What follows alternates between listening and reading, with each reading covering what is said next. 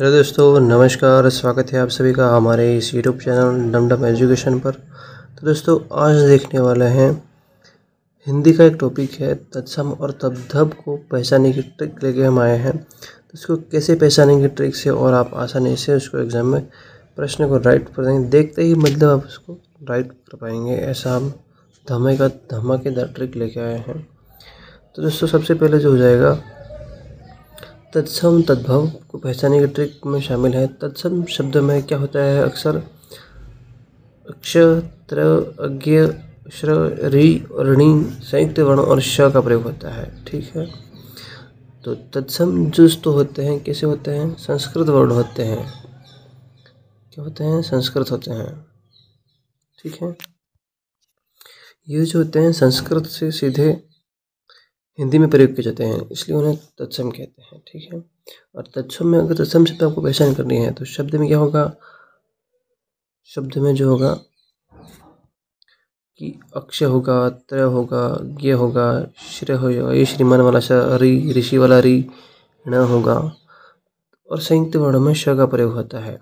इतने ही जो है आपको ध्यान में रखने हैं। ठीक है, इन्हीं से अब लगभग आपका प्रश्न सही हो जाएगा। तो तत्सम हो गया ये, तो ठीक है।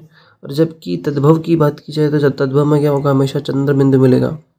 चंद्र बिंदु मतलब ऐसा करके मिलेगा ना, और ख मिलेगा, छ मिलेगा और स का मिलेगा। अगर स का प्रयोग होता है तो इन्हें आपको क्या करना है, तद्भव करना है। ठीक है, यदि शब्द में क्या मिल जाए, चंद्र बिंदु मिल जाए,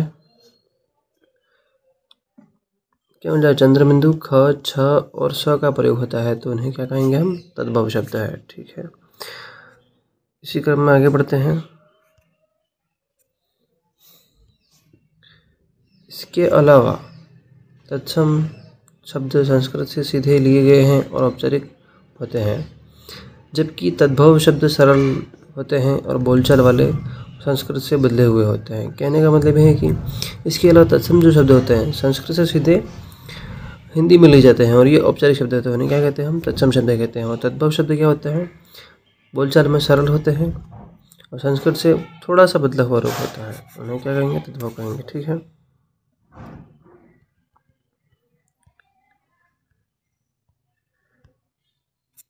तो तत्सम शब्द को पहचानने के तरीके जो मैं देखा, संयुक्त वर्ण हो गया, जबकि इस शब्द में अक्षर, त्र, ज्ञ, श्र जैसे संयुक्त वर्ण दिखे तो वहाँ पर तत्सम शब्द होगा। ठीक है, ऋणी, ण और री का प्रयोग ऋण वर्ग या प्रयोग री जैसे मार्ग में, और रेप के स्थान पर आने वाला र जैसे कर्म हो गया, तत्सम शब्द में होता है। ठीक है, इससे पहचान में आपको समझ में आ गया होगा कि तत्सम शब्दों को कैसे पहचानना है। जैसे कि संयुक्त वर्ण हो गया, अक्षत्र, ज्ञ, श्र संयुक्त वर्ण दिखे तो वह शब्द तत्सम होता है। और ण और ऋषि वाला र का प्रयोग हो तो ण वर्ग का प्रयोग या री जैसे रेप, यानी कि जैसे कि जैसे रे ये होता है, या कर्म हो गया जैसे कि ये दिख रहा है आपको। ठीक है ना, तो जैसे कि र जैसे कि कर्म वाला तथा तत्सम शब्द होता है। ठीक है, के साथ आने वाला र जैसे कि कर्म हो गया, तत्सम शब्द की पहचान है। और श का प्रयोग होता है तत्सम शब्द में, तालव्य या मूर्धन्य श का प्रयोग होता है जो अक्सर तद्भव शब्द में स में बदल जाता है। ठीक है, ये जो श है किसमें बदलेगा, स में बदलेगा।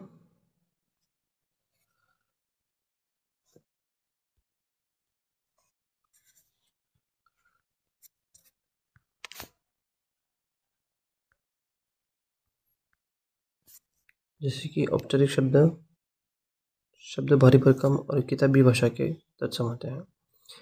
अब बात है तद्भव की पहचान की ट्रिक। चंद्र बिंदु होता है इसमें, तद्भव शब्द में तरीका जैसे कि चंद्र बिंदु हो गया, जिस शब्द में चंद्र बिंदु होता है और अनुनासिक स्वर हो वह शब्द क्या होगा, तद्भव होगा। ख और छ का प्रयोग होता है इसमें, किसका प्रयोग होता है, ख और छ का प्रयोग होता है, ख और छ का प्रयोग तो क्या होगा, तद्भव हो जाएगा। ठीक है,